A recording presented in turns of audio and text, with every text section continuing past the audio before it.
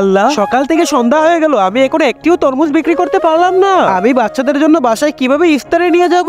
ভাইয়া, আমাকে একটি তরমুজ দিবা? আজ আমি রোজা রেখেছি, কিন্তু ইফতারের সময় খাবার মতো আমার কাছে কোনো টাকা নেই। কি যে করি, সকাল থেকে একটিও তরমুজ বিক্রি করতে পারলাম না। কিন্তু এই ছেলেটা আমার থেকে অনেক কষ্টে আছে। এক কাজ করি, একটা তরমুজ দিয়েই দেই। এই নাও ভাই, এই তরমুজটি নিয়ে যাও। শুক্রিয়া ভাই। হে আল্লাহ, এই ঠেলাওয়ালা ভাইটি আমাকে অনেক সাহায্য করেছে। তুমি ওকে অনেক বরকত দিও। চলো বাজার থেকে কিছু ফলমূল কিনে নিয়ে আসি।